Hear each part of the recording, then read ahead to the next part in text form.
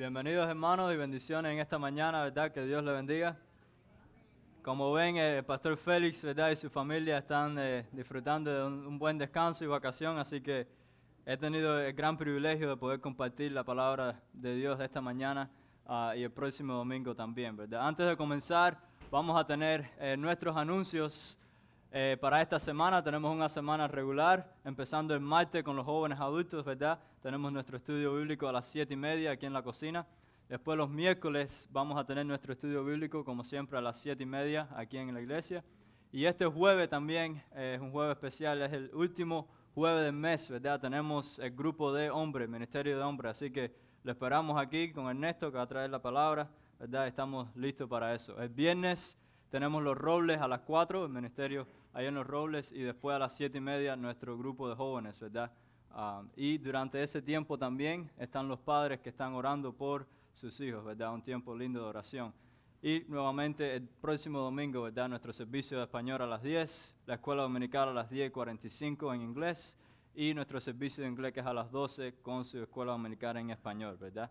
Esos son los anuncios para esta semana. No creo que hay nada más extra, pero los esperamos ver esta semana, ¿verdad? Ahora sí vamos a abrir nuestras Biblias, ¿verdad? Y vamos a estudiar la palabra de Dios. Y esta mañana quiero hablarles sobre su indicador espiritual, ¿verdad? ¿Cómo podemos saber dónde estamos parados verdaderamente espiritualmente?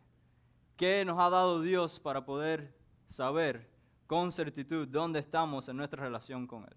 Y para ver esto vamos a examinar la vida del apóstol Pedro, ¿verdad? El apóstol Pedro en la Biblia, el gran apóstol, ¿verdad? Imagínense, Pedro está con el resto de los discípulos, ¿verdad? Y está con Jesús en Cesarea de Filipo. Y Pedro escucha estas palabras de Jesús. Y yo también te digo que tú eres Pedro, y sobre esta roca edificaré mi iglesia, y las puertas del Hades no prevalecerán contra ella. Y a ti te daré las llaves del reino de los cielos. Y todo lo que atares en la tierra será atado en los cielos, y todo lo que desatares en la tierra será desatado en los cielos. Imagínense escuchar esas palabras del Señor Jesús. Lucas en Hechos nos cuenta que en el día de Pentecostés el Espíritu de Dios descendió y llenó a todas las personas. Y ahí dice que Pablo en Hechos capítulo 2 se para, estando con los 12, y alzó su voz y comenzó a predicar. Y predicó y dice que todos recibieron su palabra, fueron bautizados y que ese día se añadieron unas 3,000 almas. 3,000 personas creyeron en el Señor Jesucristo. Después de esto, Pedro y Juan se dirigían hacia el templo y ahí en la puerta encuentran un hombre que no podía caminar y se pasaba sus días pidiendo dinero. Juan y Pedro lo miran y le digan, no tenemos nada que ofrecerte, pero lo que sí te ofrezco es esto. Dice, no tengo plata ni oro, pero lo que tengo te doy. En el nombre de Jesucristo de Nazaret, levántate y anda. Y tomándolo de la mano derecha lo levantó y al instante se le afirmaron los pies y los tobillos. Y saltando se puso de pie y echó a andar y entró con ellos en el templo, andando, saltando y alabando a Dios. La gente vio lo que sucedió. Conocían a este hombre que estaba ahí en esa puerta pidiendo limosna todos los días de su vida y ahora vean que saltaba de alegría. Inmediatamente dice que todos corrieron hacia el templo y ahí estaba Pedro nuevamente con una multitud alrededor de él y nuevamente Pedro predicó. Y esta vez no fueron 3,000 sino 5,000 los que creyeron. El gran apóstol Pedro que Dios va a usar para escribir 2 cartas en el Nuevo Testamento. Pero este Pedro, tan grande como era, tenía un pasado, ¿verdad? Este Pedro tenía una historia, como tú y yo, tenía un pasado, un antes y un después. La Biblia nos dice que Pedro era ¿qué? ¿Qué era su profesión? Pescador, ¿verdad? Él y su hermano Andrés. Y dice que Jesús los encontraba junto al mar de Galilea y estaban tirando sus redes y les dice, sígueme. Sígueme y dice, y los haré pescadores de hombres. ¿Y qué eso nos dice de Pedro? Que fue inmediatamente, ¿verdad? Dejaron sus nets y siguieron a Jesús inmediatamente. Y lo mismo hizo Jesús, ¿verdad? Con el resto de los apóstoles. Los llamó uno por uno, pero sabemos que Pedro siempre se destacó, ¿verdad? Siempre era el que más alto hablaba, siempre era el primero en hablar, el primero en ofrecerse, el primero en siempre estar activo. Pero Pedro, como los demás y como nosotros, ¿verdad? También tenía una opinión sobre sí mismo. Pedro tenía una perspectiva sobre su propia fe, sobre su caminar con Dios, como todos, ¿verdad? Tenemos nuestra idea, nuestra opinión de dónde estamos con Dios. Y creo que podemos ver esa perspectiva de Pedro sobre sí mismo en una interacción que tenemos en el Evangelio de Marcos. Leamos esta historia en Marcos capítulo 14, versículo 26. Dice, cuando hubieron cantado el himno, salieron al monte de los olivos. Y entonces Jesús les dijo, todos os escandalizaréis de mí esta noche, porque escrito está, heriré al pastor y las ovejas serán dispersadas. Pero después que haya resucitado, iré delante de vosotros a Galilea. Entonces Pedro le dijo, aunque todos se escandalicen, yo no. Y le dijo Jesús, de cierto te digo que tú hoy en esta noche, antes que el gallo haya cantado 2 veces, me negarás 3 veces. Mas él con mayor insistencia decía, si me fuere necesario morir contigo, no te negaré. También todos decían lo mismo. Aquí vemos la perspectiva de Pedro que él tenía sobre sí mismo. Aquí tenemos la opinión que él tenía sobre su fe en Jesús, pero Jesús lo confronta con su realidad. Escuché una vez un pastor usar una analogía de un indicador de gasolina roto para ilustrar lo que estaba pasando en la vida de Pedro. A ver, déjame hacerle una pregunta personal. ¿Cuándo se llena el tanque de gasolina? A ver. A ver, vamos a decir, ¿cuándo lo llenan? Cuando está a la mitad. A ver. Cuando encuentra la gasolina barata. ¿Cuánto esperan cuando está ya como un cuarto lo que le va quedando? A ver, ¿dónde están la gente que ya está amarillo, ya no queda más nada? ¿Dónde están? Ahí es cuando vamos, ¿verdad? Bueno, este pastor cuenta esta historia, ¿verdad? Para ilustrar esta realidad. Sin importar de cuándo es que llenamos nuestro tanque de gasolina, todos nos guiamos por ese indicador, ¿verdad? Que nos deja saber cuán lleno está nuestro tanque. Lo que pasó con Pablo es que ese indicador de su vida estaba roto. Sí, Pedro miró a ese indicador en su vida y lo que vio es un tanque lleno. Vio un tanque lleno, pero en la realidad era un tanque vacío. Él miró su vida, vio su personalidad, sus logros, sus iniciativas, su servicio y se dijo a sí mismo, si es necesario, no solo estoy dispuesto a vivir por Jesús, estoy dispuesto a morir por Jesús. Porque Pedro miró ese indicador y decía, yo estoy lleno. Si hay alguien de todos estos que estamos aquí, yo soy el que estoy lleno. Yo voy a morir por ti. Aunque todos ellos te dejen, aunque todos te abandonen, Señor, yo no. Mi tanque está lleno. Pero Pedro estaba equivocado, como sabemos. Leamos nuestro pasaje devocional de esta mañana, Marcos 14, versículo 66. Dice, estando Pedro abajo en el patio, vio una de las criadas del sumo sacerdote. Y cuando vio a Pedro que se calentaba, mirándole, dijo, tú también estabas con Jesús el Nazareno. Mas él negó, diciendo, no le conozco, ni sé lo que dices. Y salió a la entrada y cantó el gallo. Y la criada, viéndole otra vez, comenzó a decir a los que estaban ahí, este es de ellos. Pero él negó otra vez, y poco después los que estaban allí dijeron otra vez a Pedro, verdaderamente tú eres de ellos, porque eres Galileo, y tu manera de hablar es semejante a la de ellos. Entonces él comenzó a maldecir y a jurar, no conozco a este hombre de quien habláis. Y el gallo cantó la segunda vez. Entonces Pedro se acordó de las palabras que Jesús le había dicho. Antes que el gallo cante 2 veces, me negarás 3 veces. Y pensando en esto, lloraba. ¿Sabes por qué un indicador roto es peligroso? Es porque te mantiene en el mismo lugar. Te ciega de tu necesidad. Te mantiene complacido y satisfecho en un lugar sin crecimiento. Porque miras y dices, estoy lleno, estoy bien. Te mantiene en un lugar sin poder crecer. Y es un indicador roto el que mantiene a veces a una persona que ha asistido a la iglesia 20 años y sigue en el mismo lugar espiritual. Es un indicador roto que, usando las palabras de la Biblia en Hebreos y en Primera de Corintios, que mantiene a los creyentes bebiendo leche espiritual en lugar del alimento sólido que ya debería estar tomando. Es un indicador roto que lleva a muchos a decir: Señor, Señor, no profetizamos en tu nombre, y en tu nombre echamos fuera demonios, y en tu nombre hicimos muchos milagros. Y entonces les declararé: nunca os conocí, apartados de mí, hacedores de maldad. Es un indicador roto que llega a las personas a esta realidad. Y aquí estaba Pedro, dándose cuenta de que su medida sobre sí mismo estaba equivocada todo este tiempo. Que él no estaba donde creía estar, que él pensaba que estaba aquí, pero en realidad no estaba ahí.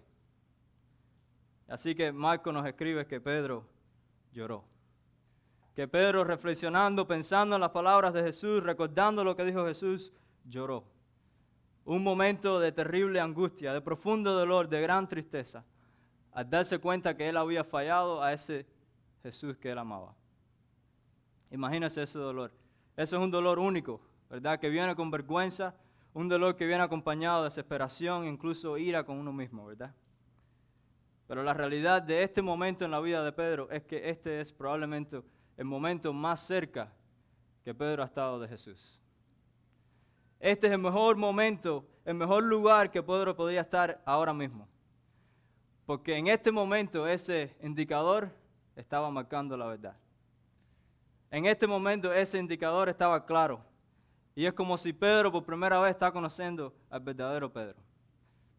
Ese momento de dolor, ese llanto está introduciendo Pedro a ese Pedro que ya Jesús conocía desde siempre.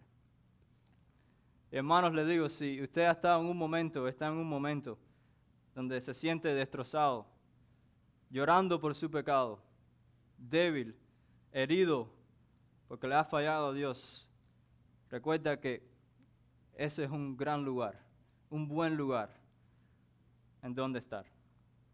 Es en ese lugar que el verdadero cambio puede pasar. Ese momento de dolor sobre nuestro pecado, ese lugar de sentir que le hemos fallado a nuestro Dios. Pero ahora ¿qué? ¿Qué sucede con Pedro? Está ahí reflexionando, sabe que ha fallado a su Señor, ¿verdad? Pero ¿qué pasa ahora? Y la pregunta es, ¿qué hace Jesús con un alma que llora? ¿Qué hace Jesús con un Pedro que reflexiona en su fracaso? La respuesta nos deja saber mucho sobre el carácter de Jesús y de nuestra propia vida. Pero para ver esto tenemos que brincar al Evangelio de Juan, en el capítulo 21. Así que vaya ahí en el Evangelio de Juan, capítulo 21, y vamos a leer en el versículo 1. Dice: después de esto, Jesús se manifestó otra vez a sus discípulos junto al mar de Tiberias, y se manifestó de esta manera. Estaban juntos Simón Pedro, Tomás llamado el Dídimo, Natanael, el de Caná de Galilea, los hijos de Zebedeo y otros 2 de sus discípulos.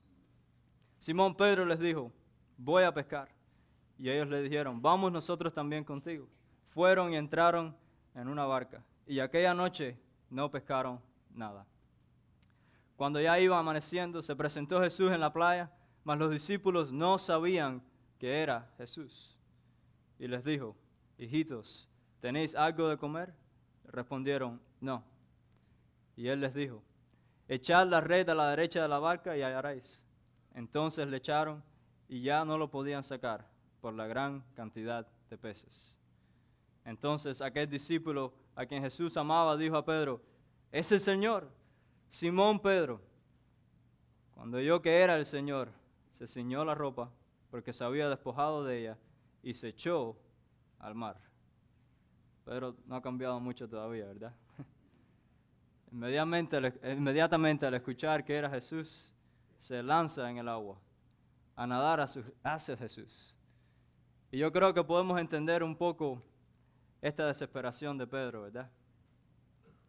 Probablemente se preguntó si este era el fin de su ministerio. Probablemente Pedro se preguntaba si podría ser útil para Dios nuevamente. Seguro se preguntaba si esa promesa que Jesús le hizo en Cesarea de Filipo sobre su iglesia seguía vigente. Si había desechado todo lo que había experimentado con Jesús. Probablemente había un anhelo en el corazón de Pedro de poder abrazar a Jesús, de poder escuchar su voz, de poder saber que Jesús todavía lo amaba. Y al escuchar que Juan dice eso, que ese Jesús que hace Pedro, enseguida se pone su ropa y así mismo se lanza en el agua. Se lanza. Mira lo que sigue diciendo Juan. Dice, y los otros discípulos vinieron con la barca, arrastrando la red de peces, pues no distaban de tierra, sino como 200 codos. Y al descender a tierra vieron brasas puestas, y un pez encima de ellas y pan. Y Jesús le dijo, traed de los peces que acabáis de pescar. Y subió Simón Pedro y sacó la red a tierra, llena de grandes peces, 153. Y aun siendo tantos, la red no se rompió. Y les dijo Jesús, venid, comer. Y ninguno de los discípulos se atrevía a preguntarle, ¿tú quién eres? Sabiendo que era el Señor. Vino pues Jesús y tomó el pan y les dio, y asimismo del pescado. Esta era ya la tercera vez que Jesús se manifestaba a sus discípulos, después de haber resucitado de los muertos. Y aquí creo que podemos imaginarnos esta escena, ¿verdad? Llena de tensión. Nadie sabía qué decir. ¿Qué podemos decir? Dice, nadie se atrevía. Sabíamos que era Dios, pero ¿qué decimos? Todo lo que ha pasado. Huimos. Cuando lo crucificaron, todos huimos. Pero se intensificó la cosa cuando Jesús habla y hace esta pregunta. Versículo 15 dice, cuando hubieron comido, Jesús dijo a Simón Pedro, Simón, hijo de Jonás. Ya no le llama Pedro, sino su nombre, Simón, hijo de Jonás. ¿Me amas más que estos? Qué pregunta, ¿verdad? Y no nos dice aquí Juan, pero me imagino que el corazón de Pedro empezó a latir. Y preguntándose por dentro, ¿qué digo ahora? Yo sé lo que siento, pero tengo derecho a decirle que le amo. Tengo ese derecho de poder decirle a Jesús que yo lo amo después de lo que hice, después de negarlo, cuando le dije que nunca lo iba a hacer. Una pregunta poderosa que va directo al corazón. Una pregunta que probablemente empieza a traer muchas cosas a la mente de Pedro. Y le dice, ¿me amas más que los otros? ¿Me amas más que estos otros discípulos? Recuerda cuando dijiste que aunque todos se aparten, yo no lo haré. Aunque todos ellos te abandonen, yo no voy a hacerlo. Y ahora Jesús le dice, ¿me amas más que ellos? Pedro responde y dice, sí, Señor. Tú sabes que te amo.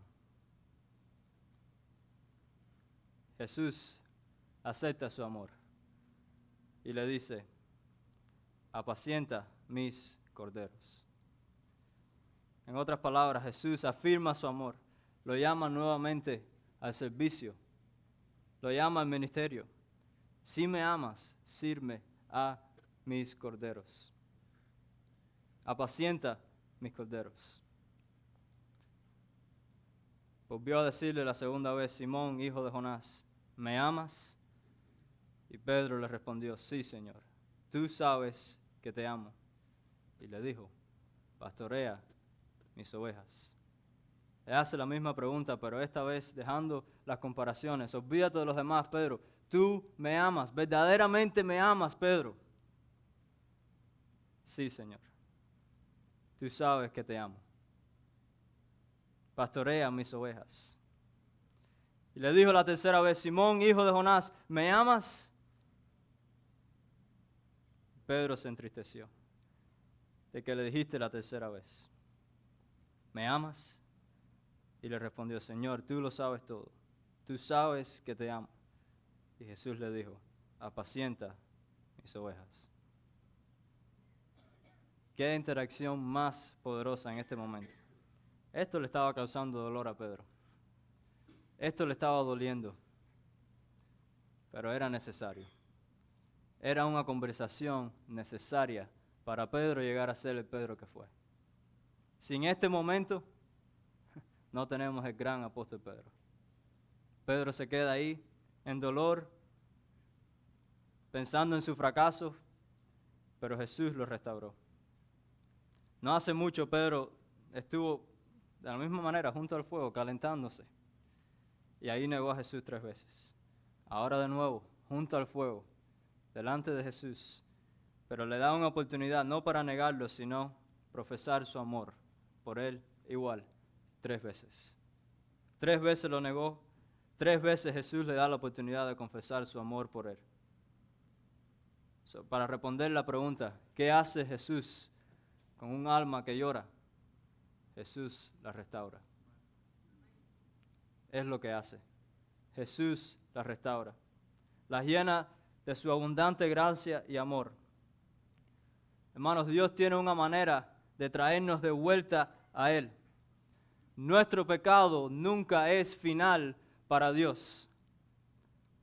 Y tenemos que saber a través de la palabra de Dios que no importa cuán grande sea tu fracaso, ni cuántas veces se haya repetido, sin importar tu pasado, tus decisiones, tu historia, hay un Dios que restaura.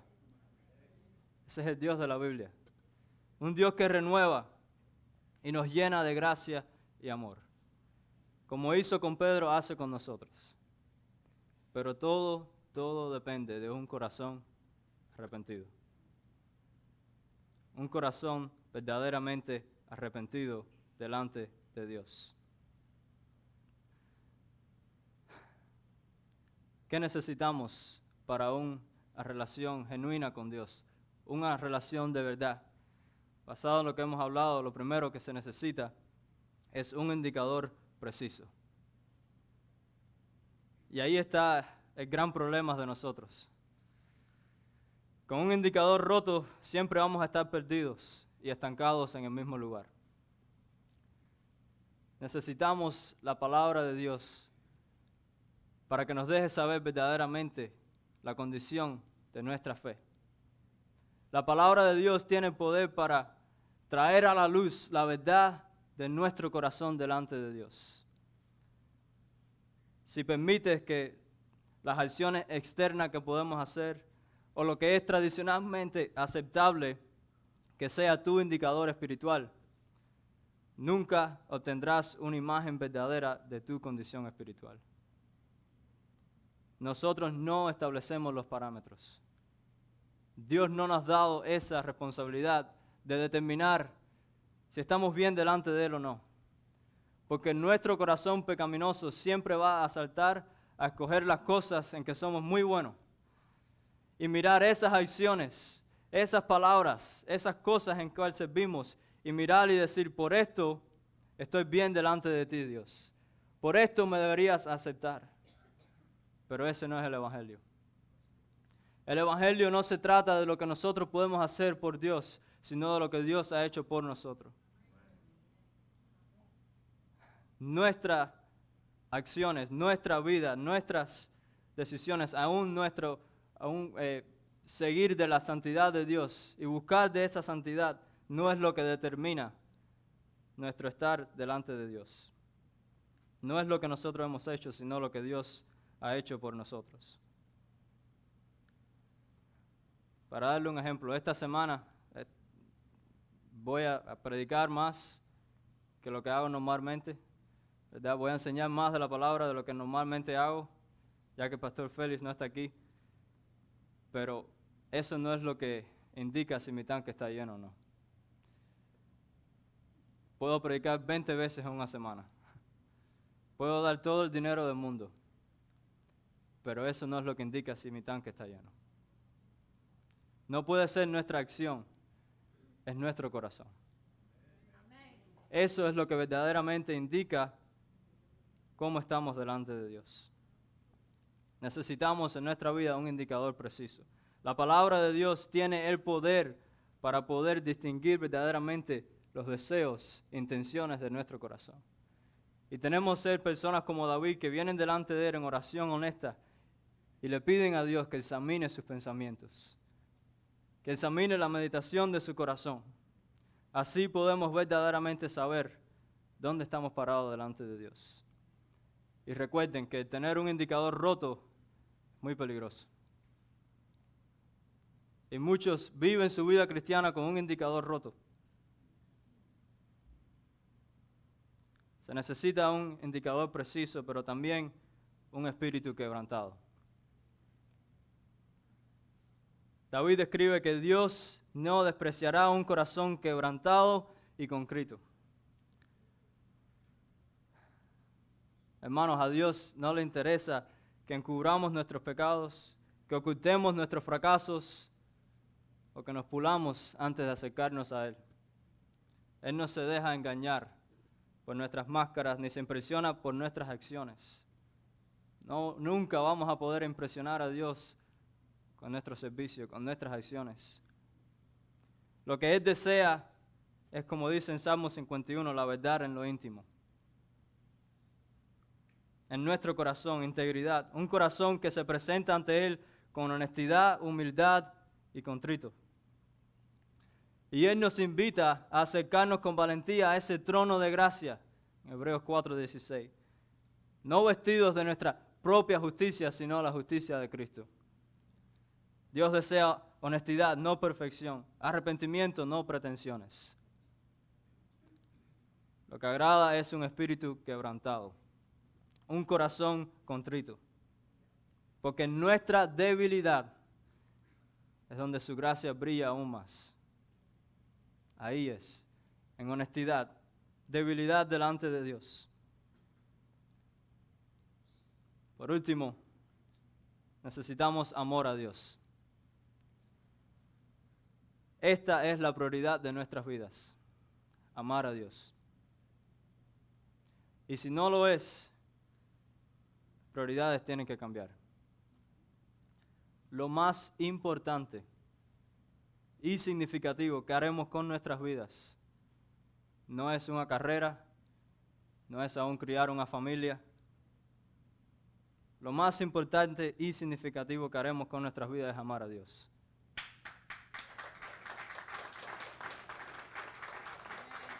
Para eso es que fuimos creados. Amar a nuestro Dios con todo nuestro corazón, con toda nuestra alma y con toda nuestra mente. Antes de Jesús decirle, pastorea mis ovejas, Jesús prioriza el amor de Pedro hacia él. Antes de decirle nuevamente, Pedro, ve, sírveme, haz todas estas cosas por mí, predica para que 3,000, 5,000 gente sean salvas, ve y sana a los heridos. Antes de decirle, haz esto, Jesús confirmó su amor. ¿Verdaderamente me amas? El amor a Dios tiene que precedir al servicio a Dios. De lo contrario, nuestro servicio, nuestras acciones solo se tratan de promover y enaltecer nuestro propio nombre. Debemos priorizar, hermanos, cultivar un profundo afecto, deseo y pasión por Dios. Eso es lo que Dios quiere. ¿Qué significa eso? Bueno, tenemos que comenzar a hacernos las preguntas correctas. Y antes de preguntarnos cuánto dinero di, o cuánto serví, o en cuántos servicios estuve, necesitamos empezar a preguntarnos cuánto tiempo pasé a solas con Dios. ¿Con qué frecuencia me reúno con Él en oración?